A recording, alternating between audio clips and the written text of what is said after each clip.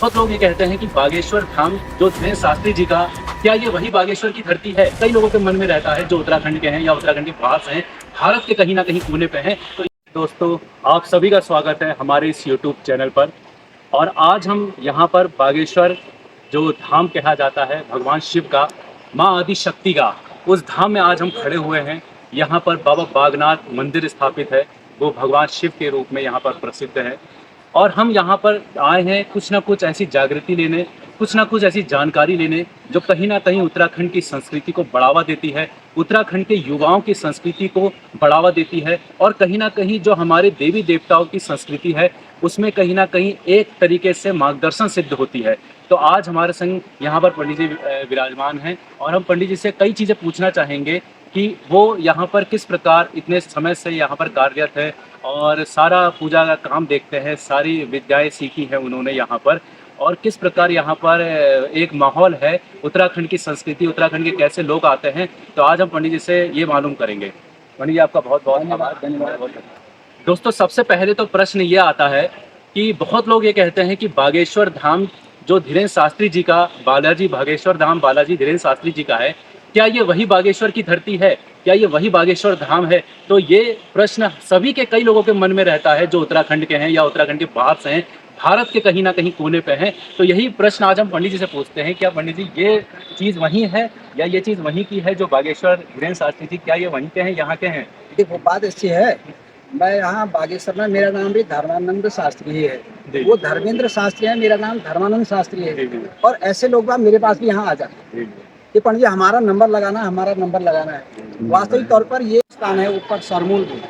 सरमूल से ये गंगा आई जो यहाँ से इधर को आती है, उधर पल्ले हिमालय से सीधे जो है अयोध्या नगरी को जो सरयू जाती है, वो सरयू यहीं से जाती है। इसका मूल स्थान नहीं। ये जो गोमती है, ये प्रचलित असली गोमती नदी नहीं, गोमती यहाँ नहीं है। इसको गोमती का रूप दे दिया गया, ये लोकल बन के आती है और इसका नाम गोमती उद्गम स्थान है। यहाँ पर एक स्थान और है, ये जो है संगम है, 3 नदियाँ। यहाँ पर एक जो आगे से एक मंदिर बना हुआ है, ये मंदिर है तुम्हारा बेणी माता। इसके नीचे गुप्त गंगा है जो सरस्वती नदी। ये तीनों नदियों का यहाँ पर उद्गम स्थान है, यहाँ पर मिलते हैं, इसलिए ये जो है पर एक घाट के रूप में बहुत बड़ा पवित्र स्थान माना है। ये बागेश्वर धाम की असली कहानी है। फिर उसके बाद चंद राजाओं ने ये मंदिर को भव्य रूप बनाया और इसकी स्थापना की यहाँ। इसलिए सभी जगह आप देखो, जो भी यहाँ मंदिर बना हुआ है, इस मंदिर का जो मुंह है दक्षिण को, जबकि कहीं भी आप देखोगे, जो भी आपको तीर्थ धाम मिलेंगे जहाँ शिवालय होगा, उनका मुंह जो है हमेशा उत्तर को। इसका जो शिला है वो दक्षिण, एक घाट की वजह से और यहाँ पर उनकी तपस्या से ये जो है एक आपको यही मिलेगा जो दक्षिण की ओर जिसका मुँह है, बाकी सारे उत्तर के। यहाँ पर कभी भी शिवालय में माता पार्वती का लिंग नहीं है। आप यहाँ पर देखोगे, जहाँ पर सरयू जो गंगा क्या नाम कहते हैं, भगवान शंकर जी का जो लिंग है, उसके बाद अंदर जो है छोटा सा एक लिंग पार्वती का भी। इसलिए यहाँ पर शिव पार्वती एक साथ विराजमान रहते हैं। ये महान जो है, समझो कि इसको आप अयोध्या के बराबर ही समझो। दूसरी काशी है, दूसरी काशी एक सबसे बढ़िया काशी जो है, इसको मानो आप, जो काशी बनारस गया है उससे भी बड़ा तीर्थ इसको माना है। काफी लोग यहाँ आते हैं, तीर्थ स्नान में आते हैं, अपने पितरों का तरोतारण करने आते हैं, स्नान करने के लिए आते हैं। ये हमारे बागेश्वर का महत्व है। कई लोग कहते हैं पंडित जी कि ये जो सरयू नदी है, क्या ये वही अयोध्या वाली सरयू नदी है? बिल्कुल, ये बोल दिया कि ये जो है जब सरमूल से आती है तो ये 100 धारे आते हैं। वहाँ देखोगे आप, एक चट्टान से आता है, बिल्कुल ऊपर से छत के 100 धारे एक साथ। कुछ इसका इधर को हिस्सा है, बाकी उस पहाड़ के पल्ले साइड को ये सीधे अयोध्या को निकलते हैं। वही सरयू है जो वहाँ जाती है, ये भी सरयू है। सरयू नाम सुमंगल मूला, सब सिद्धि करनी हरि सब सुन, हरनी सब सुन। ये सब पाप को दूर करने वाले वही अयोध्या में जो है वही है।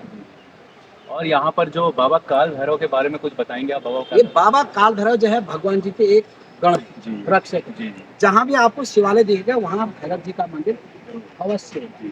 जब यहाँ बागनाथ जी की स्थापना हुई, तब उसके बाद ये काल भैरव जी की भी यहाँ पर स्थापना हुई। काशी में भी वही है, आपने देखा होगा। जब भक्त जो है वहाँ, जब विश्वनाथ का मंदिर है, तो उसके ठीक रक्षक सामने पर जो है भैरव जी, वही यहाँ पर भी है। लोग बाग जब इधर से आते तो सबसे पहले भैरव जी का दर्शन करते, तब जाके शिवालय में प्रवेश करते। तो भैरव जी इनके रक्षक हैं, मैया के रक्षक हैं, तो इसलिए जो है ये यहाँ पर स्थापना की। अच्छा पंडित जी, जैसे यहाँ पे कई गिरी महाराजाओं की तपस्थली भी रही है, और हमने देखा अभी दत्तात्रेय जी की भी मूर्ति है, तो उसका क्या महात्म्य है यहाँ? ये यहाँ पर जूना अखाड़ा है। जूना अखाड़ा। जूना अखाड़ा है। इस अखाड़े की वजह से इनके जो असली जो संस्थापक हैं दत्तात्रेय जी ही हैं। अच्छा, ठीक। अखाड़ों की जो स्थापना की गई, जी, जी। भगवान शंकर, ब्रह्मा, ये विष्णु तीन ही जो चाहिए देवता दत्तात्रेय नाम के पुकारे गए जी, हैं। जी, जी। इसीलिए जो है साधु सन्यासी अपनी जहाँ पर इनकी जो बनती है अखाड़े बनते हैं, ये अपना प्रधान देवता दत्तात्रेय को ही मानते हैं। इसलिए दत्तात्रेय की स्थापना है यहाँ। जब से जूना अखाड़ा बना तब से दत्तात्रेय यहाँ पर स्थापित।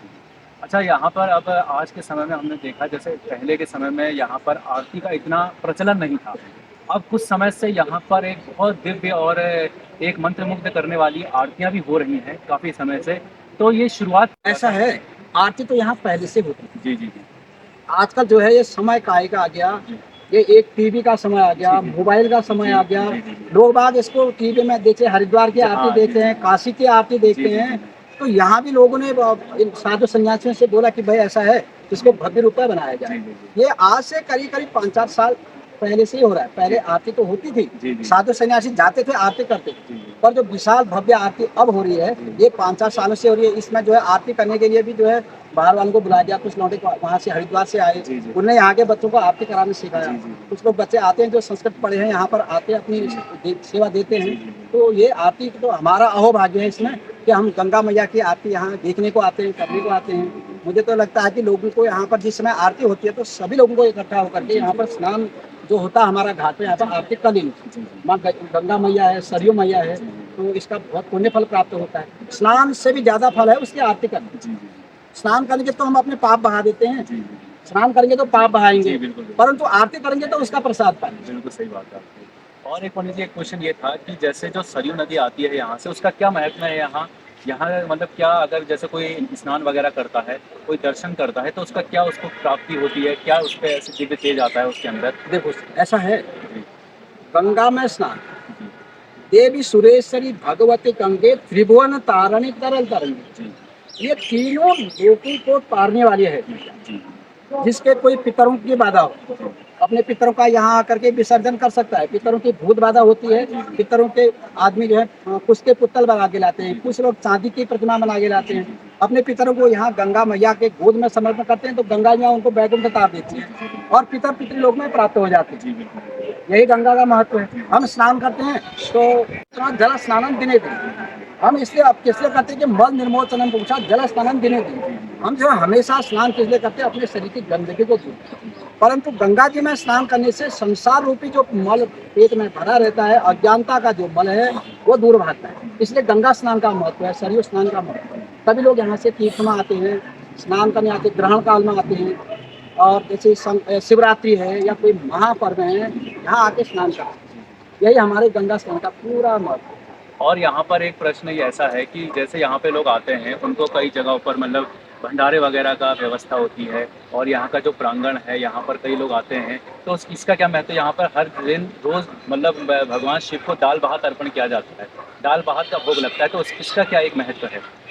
भगवान को असल में कहो तो दाल भात का भोग तो नहीं चलता है। हाँ, दाल भात का भोग तो भगवान को नहीं चलता है। परंतु जब भगवान शंकर जी की यहाँ स्थापना की गई, तो उस समय जो जिसने भी यहाँ स्थापना करी, तो उन्हें पहली बार में ही यहाँ दाल भात का भोग लगा। अच्छा, शुरुआती में ही दाल भात का भोग लगा, इसलिए जो है वो प्रचलन हो गया कि यहाँ दाल भात का ही भोग। अच्छा। उसी प्रसादी में जैसे आज यहाँ माना विशेष भंडारा, जैसे हमारा यहाँ पर आज उसका चला है संतान गोपाल का जब, संतान गोपाल का अब हमारा भंडारा कल को है। अच्छा, एक प्रश्न ये पूछना था पंडित जी आपसे कि जैसे हमने अभी देखा कई ब्राह्मण देवता यहाँ पे मंत्र जाप कर रहे हैं, तो मंत्र जाप का यहाँ पर क्या ऐसा महत्व है? क्योंकि बहुत सारे लोग जो ब्राह्मण देवता थे, बहुत सारे ब्राह्मण जन थे, वो जाप कर रहे थे, तो इसमें ऐसा क्या था? जाप किसका कर रहे हैं और क्या हो रहा है, क्या महत्व है इसका?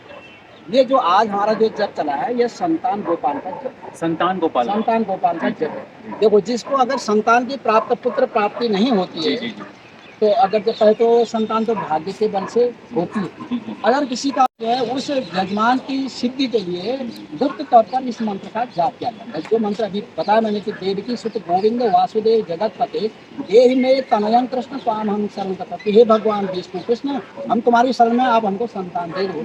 इसीलिए ये जप यहाँ पर पंडित द्वारा किया जा रहा है। 1.25 लाख इसका जप होना है, इसके बाद इसका दशांश होने वाला है, उसका दशांश तर्पण होगा, मार्जन होगा, तब जाके यहाँ भोग होगा और यहाँ पर ब्राह्मण को रखे हुए और भगवान चाहेगा तो साल भर के अंदर ही फायदा होगा। और बहुत बहुत आभार आपका इस आप भी आए यहाँ पर हमारे सामने, आपने पूछा 2-4 बार, हमारी भी आपसे कहने को मिल गया, अच्छी बात है।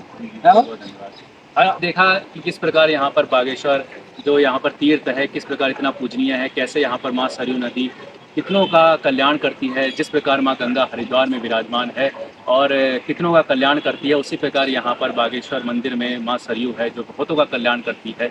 तो आप सभी को हृदय की गहराइयों से नमन और हर हर महादेव। और इस ऐसी भूमि में जरूर आइए, अपने देव उत्तराखंड के शैली को आगे बढ़ाइए। हमारा युवा जो है वो देवताओं के पद्धति को जानने को जो आतुर है वो इस यहाँ पर धरा पे आए, भगवान बागनाथ के चरणों को स्पर्श करे तो आपको बहुत सारा लाभ प्राप्त होगा।